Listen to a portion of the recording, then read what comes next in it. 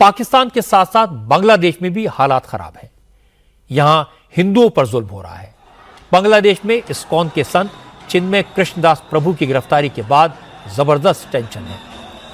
बड़ी तादाद में बांग्लादेश के हिंदू सड़कों पर हैं, जगह जगह प्रोटेस्ट हो रहे हैं और बांग्लादेश की पुलिस हिंदू प्रदर्शनकारियों पर लाठियां बरसा रही है। विरोध प्रदर्शन को कुचलने की कोशिश की जा रही है। चटगांव में हुई हिंसा में वकील सैफुल इस्लाम की मौत हो गई। संत चिन्मय कृष्ण दास प्रभु को कल अचानक ढाका एयरपोर्ट से अरेस्ट किया गया। उनके खिलाफ देशद्रोह का इल्जाम लगाया गया है। आज चिन्मय प्रभु को कोर्ट में पेश किया गया। कोर्ट ने उनकी बेल एप्लीकेशन को 2 मिनट में रिजेक्ट कर दिया और उन्हें जेल भेज दिया। इससे हिंदुओं का गुस्सा और बढ़ गया। कोर्ट के बाहर विरोध प्रदर्शन शुरू हुआ तो बांग्लादेश की पुलिस ने हिंदुओं पर लाठियां बरसानी शुरू कर दी।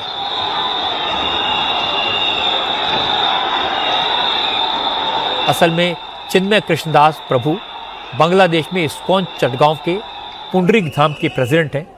साथ ही वो बांग्लादेश के हिंदू संगठन सम्मिलित सनातनी जोत के नेता हैं। बांग्लादेश में जिस तरह हिंदुओं को निशाना बनाया जा रहा है उसके खिलाफ चिन्मय प्रभु लगातार आवाज उठा रहे थे। शांतिपूर्ण तरीके से धरने और प्रदर्शन कर रहे थे। ये बात बांग्लादेश की सरकार को खटक रही थी। 25 अक्टूबर को चटगांव में हिंदू समुदाय ने एक रैली की थी। पुलिस का इल्जाम है इस रैली में भगवा झंडे को बांग्लादेश के नेशनल फ्लैग से ऊपर फहराया गया। इसीलिए चिन्मय प्रभु पर बांग्लादेश के राष्ट्रीय ध्वज की डिसरेस्पेक्ट का केस बनाया गया और राजद्रोह के इल्जाम में कल उन्हें अरेस्ट कर लिया गया। आज चिन्मय प्रभु जब कोर्ट से निकले तो उन्होंने प्रिजन वैन से अपने समर्थकों से कहा, जुल्म के खिलाफ आवाज उठाना जरूरी है, लेकिन विरोध और प्रदर्शन शांतिपूर्ण तरीके से करें।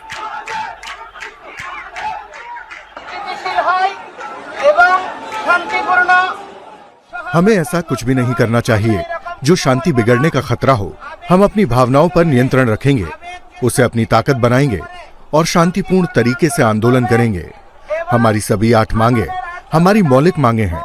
ये गलत मांगे नहीं हैं। जब तक उनको इस बात का एहसास ना हो जाए तब तक अपना आंदोलन जारी रखें, लेकिन देश की स्थिरता और एक दूसरे के प्रति आपसी सम्मान को पूरी अहमियत दें।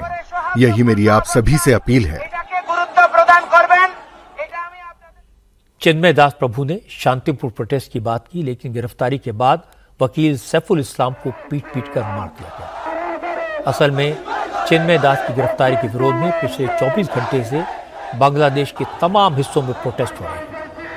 ढाका से लेकर चटगांव, खुलना, नारायणगंज, शाहबाग, रंगपुर और लाल मीनार हाट जैसे तमाम शहरों में कल रात को ही हिंदू समाज के लोग सड़कों पर उतर आए।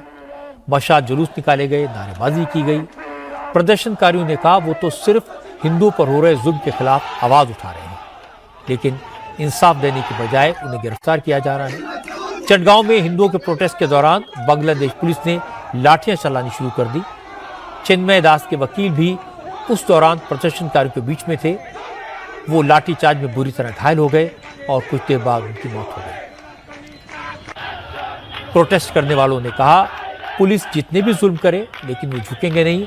अगर चिन्मय प्रभु को जेल से नहीं छोड़ा गया तो पूरे बांग्लादेश में विरोध प्रदर्शन किए जाएंगे। हम सरकार के प्रतिद्वंदी नहीं हैं। हम चाहते हैं कि इस भेदभाव विरोधी आंदोलन के बाद किसी के साथ भेदभाव ना हो, चाहे वह हिंदू हो, मुस्लिम हो, बौद्ध हो, ईसाई हो या छात्र हो। हर कोई ऐसे समाज में रहे जहां कोई भेदभाव ना हो। लेकिन पिछले 50 सालों में हम कभी भी भेदभाव के बिना नहीं रह पाए। इसके बाद इस्कॉन की तरफ से एक स्टेटमेंट जारी किया गया जिसमें कहा गया कि चिन्मय कृष्णदास पर जो भी इल्जाम लगाए गए हैं वो बेबुनियाद हैं, झूठे हैं। इस्कॉन के वाइस प्रेसिडेंट राधा रमन दास ने कहा बांग्लादेश में 1.5 करोड़ हिंदू हैं जिनके ऊपर लगातार अत्याचार किए जा रहे हैं और चिन्मय दास को जेल भेजकर हिंदुओं को डराने की कोशिश की गई है। अभी जस्ट खबर मिली है कि उनका जो बेल एप्लीकेशन था उसको रिजेक्ट कर दिया गया है और उनको जुडिशियल कस्टडी में भेजा जा रहा है। हम देख रहे हैं कि लास्ट 100 दिन से जिस तरह हिंदुओं के ऊपर में अत्याचार हो रहा है और हमने ये भी देखा कि किस तरह कृष्णदास ब्रह्मचारी ही बिकेम द फेस, वो जो फेस बन गए पूरे मूवमेंट का। और आज के समय बांग्लादेश में 1.5 करोड़ हिंदू हैं, लेकिन हमने देखा कि चिन्मय कृष्णदास कितने शांतिपूर्ण तरीके से अपने लोगों को हैंडल करके और कीर्तन के माध्यम से वो अपनी बात को रख रहे थे। अब ऐसे लीडर को, ऐसे फेस को आप सेडिशन केस डाल देते हैं और फिर अचानक बिना वो जब कहीं बेचारा जा रहा है एयरपोर्ट से, उसको प्लेन क्लोथ पुलिस के द्वारा उसको आप गिरफ्तार भी कर रहे हैं। वो इस तरह का मेरे ख्याल से भय प्रकट करना चाहते हैं जो माइनॉरिटीज़ हैं, कि जो भी उनके बीच में, बेचारों के बीच में जो साहस है, जो प्रोटेस्ट कर पा रहे हैं, वो प्रोटेस्ट की रीढ़ टूट जाए ताकि हिंदू गिर जाए और जो 7% बाकी है वो भी समाप्त हो जाए। तो ये बहुत ही दुखद है एंड हम ये आशा करते हैं कि पूरा संसार इस बात का संज्ञान लेगा और उनको इमीडिएटली रिलीज किया जाएगा। बड़ी बात यह है कि बांग्लादेश में संत चिन्मय दास को जेल भेजने के बाद वहां कट्टरपंथियों का हौसला बढ़ गया है। उन्होंने एक बार फिर हिंदुओं के घरों को निशाना बनाना शुरू कर दिया है। चटगांव में कई हिंदुओं के घरों में आग लगाकर उन्हें फूंक दिया गया। ये घटना चटगांव के सिल्वक रोड इलाके की है, जहां हिंदुओं के घरों में आगजनी की गई। चिन्मय प्रभु की गिरफ्तारी को भारत सरकार ने गंभीरता से लिया है। विदेश मंत्रालय की तरफ से जारी बयान में कहा गया कि बांग्लादेश में हिंदुओं को टारगेट करके घटनाएं लगातार हो रही हैं। हिंदुओं पर हमला करने वाले खुलेआम घूम रहे हैं, जबकि शांतिपूर्ण तरीके से जायज मांग रखने वालों को जेल में डाला जा रहा है। भारत सरकार ने कहा यह ठीक नहीं है, बांग्लादेश के अधिकारियों को उस पर गौर करना चाहिए।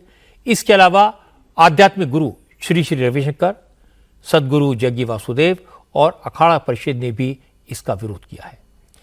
श्री श्री रविशंकर ने कहा बांग्लादेश में हिंदुओं के साथ जो कुछ हो रहा है वो उसकी इमेज के लिए ठीक नहीं है, इसलिए वहां की सरकार को कट्टरपंथियों को काबू में रखना चाहिए।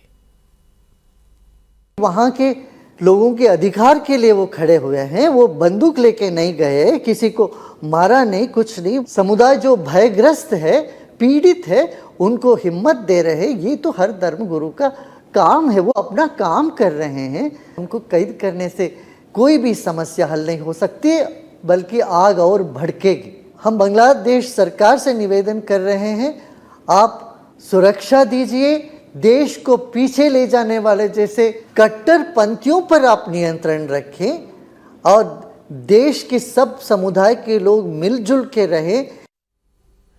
विश्व हिंदू परिषद के अध्यक्ष आलोक कुमार ने कहा कि चिन्मय कृष्णदास सिर्फ अधिकारों की लड़ाई लड़ रहे हैं, इसमें गलत क्या है। बांग्लादेश में उनके खिलाफ जो भी आरोप लगाए गए हैं वो मनगढ़ंत हैं, झूठे हैं। कि इसको कौन तो प्रेम का संगठन है, उसमें आतंक का स्थान ही नहीं है, वे आतंक की कल्पना ही नहीं कर सकते। पर यह तो ठीक है कि हमले होंगे तो नहीं होने चाहिए, नहीं हो इसकी मांग करना, जिन्होंने किया है उनको दंडित किया जाए यह मांग करना, जो नुकसान हुआ है उसकी भरपाई की मांग करना, यह तो उचित ही है करना। इसमें राजद्रोह कहाँ से आता है। उन्होंने भारत सरकार से मांग की है, इसका कौन ने। मैं तो पूरे विश्व समुदाय से कहूँगा कि किसी एक भी व्यक्ति की सिविल लिबर्टीज का, फ्रीडम का अगर हनन होता है तो सारे विश्व को इस मामले में चिन्मय कृष्णदास के साथ खड़ा होना चाहिए।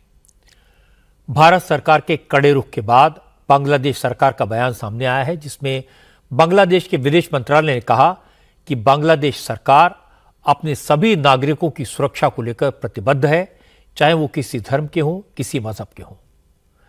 बांग्लादेश के विदेश मंत्रालय ने कहा कि माइनॉरिटी के लोगों की सुरक्षा सरकार की ड्यूटी है, उसे इंश्योर करने की पूरी कोशिश की जाएगी। लेकिन इसके बाद बांग्लादेश के विदेश मंत्रालय ने यह भी कह दिया कि चिन्मय दास को कोर्ट ने जेल भेजा है, उनकी यहां जुडिशरी पूरी तरह स्वतंत्र है और सरकार उसके काम में कोई दखलंदाजी नहीं करती। बांग्लादेश ने वकील सैफुल इस्लाम की मौत पर खेद भी जताया। बांग्लादेश में जिस तरह पुलिस ने बेकसूर हिंदुओं पर लाठियां बरसाई, वो जुल्म की इंतहा है।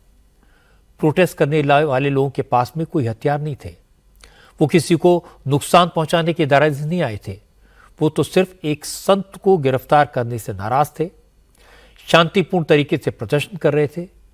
फिर पुलिस को लाठियां चलाने की क्या जरूरत थी। श्री श्री रविशंकर ने एक अहम सवाल उठाया उन्होंने कहा कि बांग्लादेश की सरकार के प्रमुख प्रोफेसर मोहम्मद यूनुस को शांति के लिए नोबेल प्राइज मिला था। उनसे ऐसे एक्शन की अपेक्षा नहीं की जा सकती। असल में बांग्लादेश की सरकार ने कट्टरपंथियों के सामने सरेंडर किया हुआ है।